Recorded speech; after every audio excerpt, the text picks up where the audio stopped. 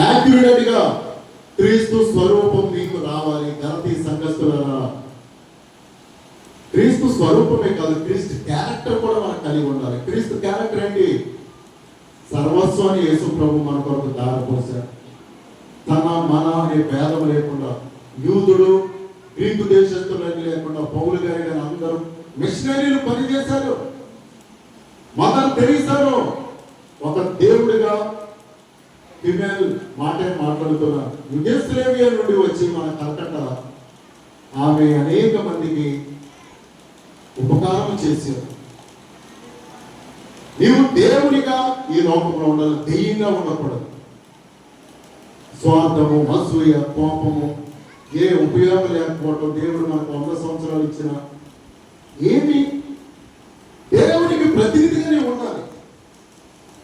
అపోస్తలులు 13:10 సమస్త కపటముతోనూ దుర్మార్గముతోనూ నిండిన వాడు అపవాది కుమారుడా అంటున్నాడు ఇక్కడ.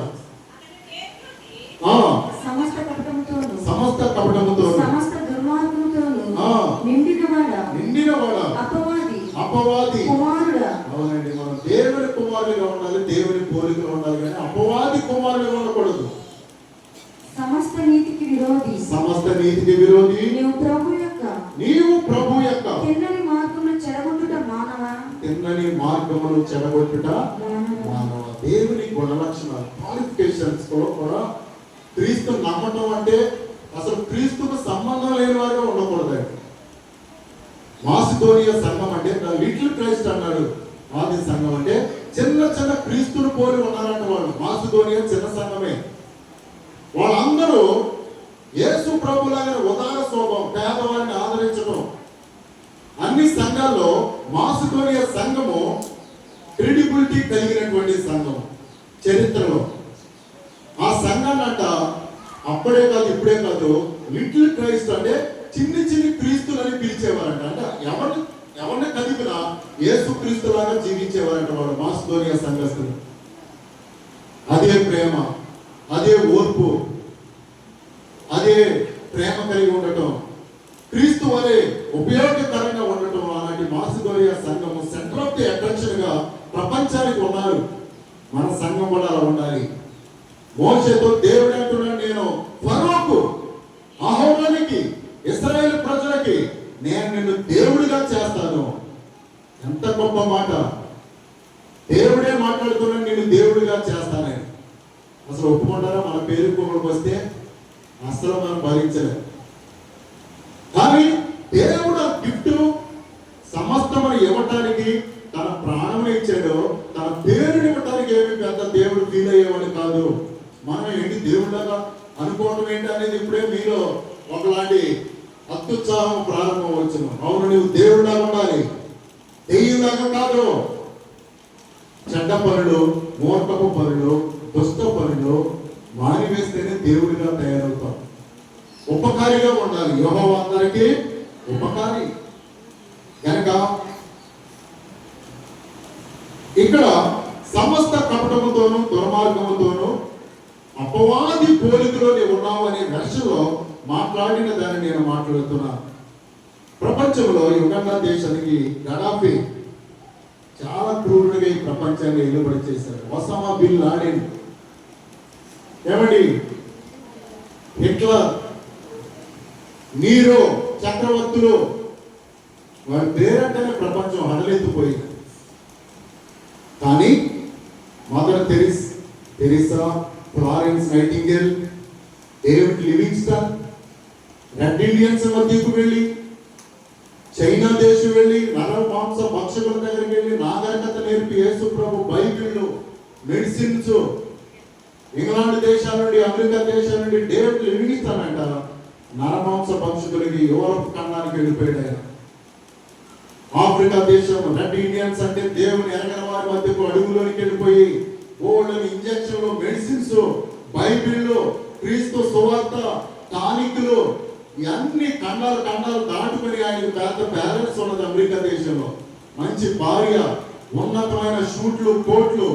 అయినా కానీ క్రీస్తు ప్రేమను ప్రచురం చేయడానికి ఆ విలేజ్ లోనికి, ఆ ట్రైబల్స్ మధ్యకు వెళ్ళిపోయి మెడిసిన్స్ ఇస్తూ వాక్యము చెప్పుచు మంచినీటు కాలువల తవ్వంట ఊళ్ళోకి నీళ్ళు వచ్చినట్లుగా చేశాడంట. మెడిసిన్స్ ఇస్తూ వైద్యం చేయొచ్చు. కొంచెం డాక్టర్ కూడా ఆయన చదివాడు. యేసు ప్రేమను చెబుతూ అనేక వేల మందిని నాగరికత బట్టలు ధరించడం, మాంసం నరమాంసం తినే వాళ్ళకి వండుకుని తినటం, ఇవన్నీ నేర్పి బైబిల్ పట్టుకుని చెట్టు కింద కూర్చుని చక్కగా బైబిల్ చదువుకునే వారిగా, నరమాంస పక్షులు నాగరికత నేర్చుకునే వారిగా చేశాడంట. ఒక పెద్ద పులి లేక సింహము ఆ విలేజ్ మీదకి వచ్చేసి వాళ్ళందరినీ పిల్లల్ని గర్భిణీ స్త్రీలను తినేసి లాక్కి వెళ్ళిపోతున్న ఆ సింహం మీద అటాక్. ఈయన ఒకరోజు పిల్లల మీద పడిపోతుంటే ఆ సింహం మీద అటాక్ చేసి దాని మొత్తాన్ని కొట్టి చంపితే ఈ జబ్బంతా కొరికేసిందంట. జబ్బంతా ఆయన కానీ ఒకరోజు ఇంకా లోపల 1000 విలేజ్లకి ఆయన దేవుడైపోయాడంట. 1000 విలేజ్ అంట ఆ స్ట్రైబల్ ఏరియాలో. చెట్టు కొమ్మ తగిలి ఇంకా లోపలికి వెళ్ళి మెడిసిన్ ఇవ్వాలి, వాక్యం చెప్పాలి, నాగరికతను నేర్పాలి, యేసు ప్రభు బిడ్డలుగా వీరిని రూపు చేయాలి అని వెళుతుంటాం. చెట్టు కొమ్మ తగిలి ఆయన కన్ను కూడా పోయిందని కుడతాను. ఆయన కానీ లెక్క చేయలేదండి. అందుకే వారి మధ్య ఆయన దేవుడు పిలువబడి ఉన్నారు. వెనక ప్రియమైన సహోదరులారా, మనం కూడా ఈ లోకంలో దేవునికి ప్రతినిధులుగా మనం ఉండాలి. క్రీస్తు ప్రేమ విందు అనేది మనం తిట్టమే కాదు, 10 మందికి పెట్టడం అనే ప్రాసెస్ లో ప్రేమ విందు అనేది మన ఇంట్లో మనం వండుకుని తినడం క్యాజువలే. కానీ 100 మందికి పెట్టడం అనేది ఒక త్యాగం. త్యాగం చేసేవాడే దేవునికి ప్రతినిధిగా అయిపోతాడు, ఉంటాడు. అలా ఉండాలి. మనం ఈ 100 సంవత్సరాల జీవితంలో మనం ఏదో ఒక దేవునికి స్థానంగా ప్రతినిధులుగా ఉండాలి. దేవుని బిడ్డ యవనస్తులు కూడా చాలా మంచి సోషల్ యాక్టివిటీస్ లో మంచి పనులు చేయాలి. దేవుని ప్రేమను చూపించేటువంటి వారుగా ఉండాలి. ప్రియమైన దేవుని బిడ్డలారా, చూడండి ఇక్కడ దేవుని యొక్క వాక్యంలో ఆదికాండం 41:56 యోసేపు కూడా ఐగుప్తు దేశంలో దేవుడిగా చేశాడు. అనేక మందికి ఆహారం పెట్టేవాడుగా. కరువు దేశమంతటి, చూడండి, కరువు ఆ దేశం అంతటిలో ఉండేను కనుక యోసేపు కొట్లనియు విప్పించి ఐగుప్తీయులకు ధాన్యం అమ్మకము చేసెను. ఐగుప్తు దేశమందు ఆ కరువు భారముగా ఉండెను.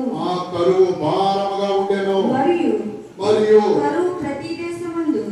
కరువు ప్రతి దేశమందు భారమైనందున సమస్త దేశస్థులు యోసేపు నద్ద ధాన్యము కొనుటకు ఐగుప్తులకు వచ్చింది.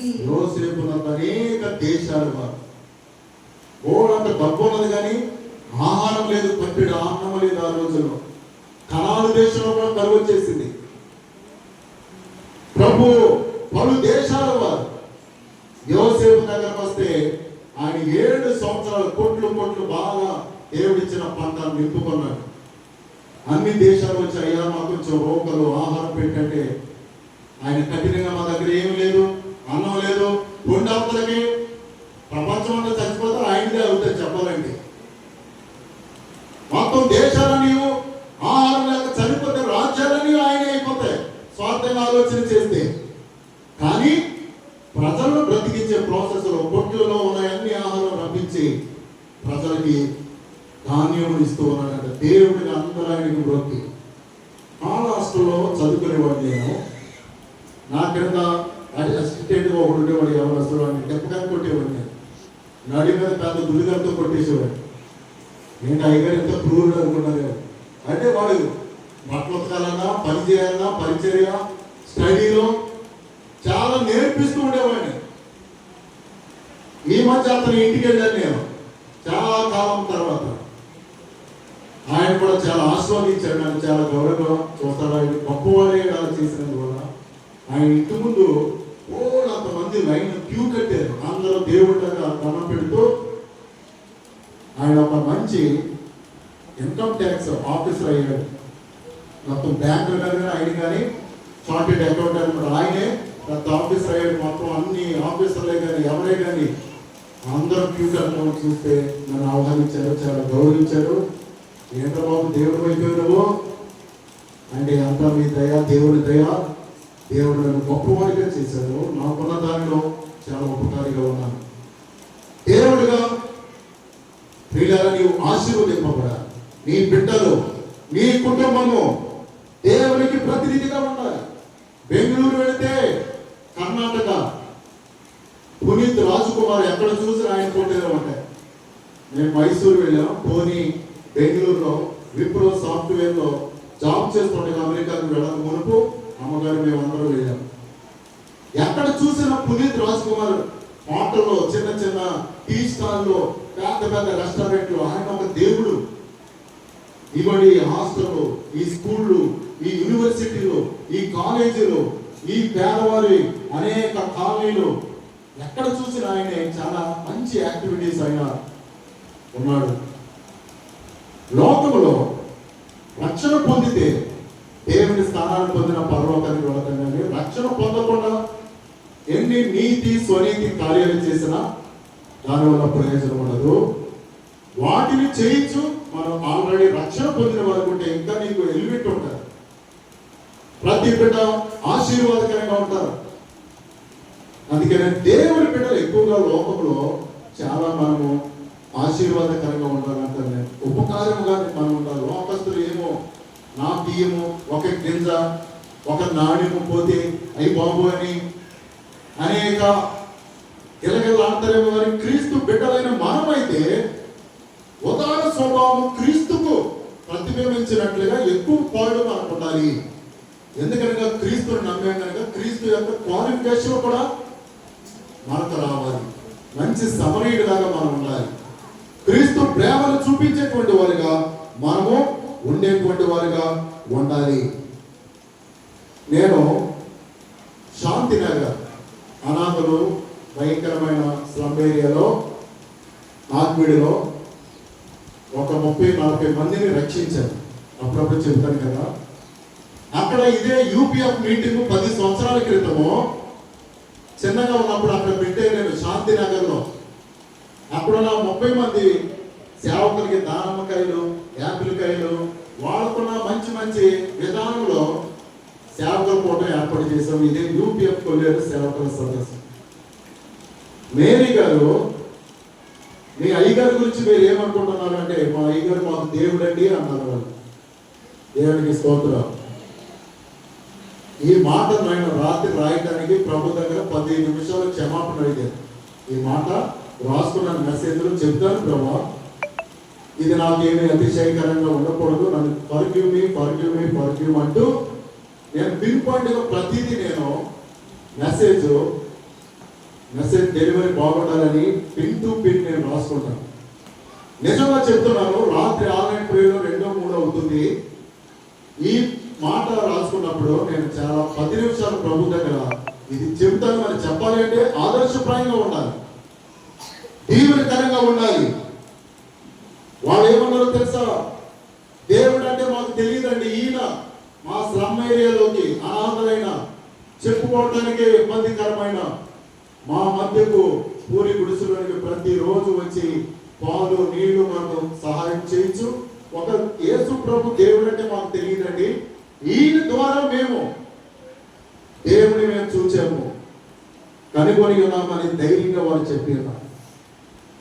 యూపీఎఫ్ సేవకులు చాలా ఆశ్చర్యపడ్డారు, ఏంటి అని.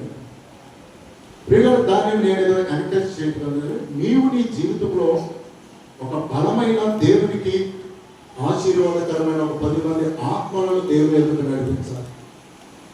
జోష్మణి అనే సహోదరి ఉన్నది, హ్యాండిక్యాప్డ్ కాలనీలో, అబ్రహాము జోష్మణి. పోయిన వారం వారి పిల్లల పుట్టినరోజు. ఆ పిల్లలతో పరంగా చాలా మంది అనాథలను తీసుకొచ్చింది. ఏంటంటే ఈ అనాథ పిల్లలు అంటే, నేను 2 రోజులు మా పిల్లల పుట్టినరోజు అని మా పిల్లల పాత బట్టలు, కేకు, ఆ రోజు వండుకున్న కొంచెం ఆహారం అక్కడ ఉన్న ఈ పేదలందరికీ గేట్ల దగ్గర అనుకుని వాళ్ళు చెప్పాలంటే, వీళ్ళకి నేను అబ్రహాం ద్వారా పంపించానంటే అక్కడ మా ఇంటికి వచ్చేసి 3 రోజులు ఇంకా మమ్మల్ని వదిలిపెడతలేదు, ఏ పనులైనా చేసేదాన్ని మా పిల్లల్ని ఎత్తుకున్నారు. ఈ ప్రార్థన కూడా తీసుకొచ్చేసే ఉన్నప్పుడు నాకు చాలా సంతోషమే. దేవుడిని చూపించడానికి మనము దేవుని స్థానాన్ని ఎత్తుకోవాలి. దేవుడే మనకు దేవుడు. వీళ్ళరా మనమేమీ దేవుడు కాదు, అలాగని నీవు దేవుడి వలె ఉపకారిగా ఉన్నందువల్ల దేవుడికి ఏమి పెద్ద ఏదో డ్యామేజ్ అయిపోదండి. ఆయన మనకు సర్వస్వాన్ని ఇవ్వడానికి రెడీగా ఉండి ఉన్నాడు, ఇచ్చాడు కూడా. కనుక మోషే మోషే నేను నిన్ను ఫరోకును దేవుడిగా చేయించున్నాను, అహరోనుకు దేవుడిగా చేయించున్నాను. అతడంటే నీకు నోరుగా ఉంటాడు, అహరోనుకి నీవు దేవుడిగానే ఉంటావు అని దేవుడు ఎంత గొప్ప బలమైన మాట చెప్పి ఉన్నాడు. ఇది ఉపదేశకాండం 34:8 మోషే 120 సంవత్సరాలు బ్రతికాడు, దృష్టి మాంద్యం కలగలేదు, సత్తువ తగ్గలేదు. అతడు 140 సంవత్సరములు జీవించి చనిపోయినప్పుడంట 30 రోజులు ఏడ్చారంట సర్వ సమాజము. ఎంతమంది? అప్పుడు 30 లక్షలు వేసుకుందాం పోనీ, పిల్లల జల కారు బలం అందరూ కలిసి ఇశ్రాయేలు ప్రజలు. కనుక మోషే చనిపోయినప్పుడు 30 రోజులు అంట కుమిలి కుమిలి కుమిలి కుమిలి 30 రోజులు ఏడవటం అంటే ఈ రోజుల్లో జరుగుతుందా? ఎవరైనా చనిపోయారంటే రేపటికే మర్చిపోతారు. ఇప్పుడు మరీ ఇంకా పెద్ద అసలు జ్ఞాపకం రాదు. ముందైతే ఒక 5 రోజులు 10 రోజులైనా మనిషి చనిపోతే అదే రీతిగా, కానీ ఇప్పుడు ఇంకా క్యాజువాలిటీ అయిపోయినది. ఒక మోషే దేవునికి ఉపయోగకరంగా ప్రజలకు ఎంతో దీవెనకరంగా ఉన్నాడు కనుక, దేవుడిగా ఉన్నాడు కనుక 30 రోజులు పిల్ల జల్లాట బూడిద వేసుకొని అలాగే కూర్చొని 30 రోజులు ఏడ్చారంట. అయ్యో మంచి దేవుడు మేము కోల్పోయాం, ఎంత సాత్వికుడు, మా కొరకు ప్రాణం పెట్టాడు. నీవు చనిపోయిన తర్వాత ఎవరైనా ఏడుస్తారో లేదో ప్రియులారా, 30 రోజులు ఏడ్చారంట. ఎంత తన సర్వస్వమును దేవునికి ప్రతినిధిగా మోషే ఇచ్చి ఉన్నాడు కనుక ప్రియులారా, మరి మనం కూడా ఎలా జీవిస్తున్నాం? దేవుని బిడ్డలుగా మనం ఉండాలి, దేవుని ఆశీర్వాదం పొందినటువంటి వారిగా మరి మనం ఉండాలి. మోషే నేను నిన్ను ఫరోకి దేవుడిగా చేయించున్నాను, దేవునికి ప్రతినిధులుగా మనం ఉండాలి. ప్రియులారా, అనేక మంది భక్తులు దేవునికి ప్రతినిధులుగా జీవించారు. విశ్వాసులు కూడా అమైజింగ్ పీపుల్ గా ఔన్నత్యం కలిగిన బిడ్డలుగా జీవించారు. నీ కుటుంబంలో నీవు ఒక దేవుడిగా నీవు ఉండాలి, ఒక అత్తగారిగా, మామగారిగా, తండ్రిగా. మా తండ్రి మాకు దేవుడండి, మా మామయ్య గారు దేవుడండి, మా అత్తయ్య గారు. లోకంలో మనం ఎత్తుకుని పోయితే ఒక్క చెల్లి ఉండదు, మంచితనం, నీవు చేసిన సేవ, లోకానికి చూపిన ప్రేమ, క్రియలు, అవి నేను ఎంతగానో దేవుని స్థానాన్ని గుర్తింపజేస్తాను. ప్రార్థన చేసుకుందాం. దేవుని బిడ్డలుగా మనం ఉందాం. క్రీస్తు స్వరూపంలో, క్రీస్తు స్వరూపమే తీసుకోవడం కాదు, క్రీస్తు క్యారెక్టర్ కూడా మనం తీసుకోవాలి. యేసు ప్రభులాగా జీవించాలి, యేసు ప్రభులాగా మాట్లాడాలి, యేసు ప్రభు పనులు చేస్తే నీ ఒక దేవునిగా, దేవుని బిడ్డగా ఈ లోకంలో ఉంటావు. అపవాదిగా మనం, అపవాది పిల్లలుగా మనం ఉండకూడదు. ఇదే ఈ రోజు వాక్యాంశము. జీవం కలిగిన యేసు ప్రభువా, మోషేతోనే మాట్లాడావు, ఫరో కూడా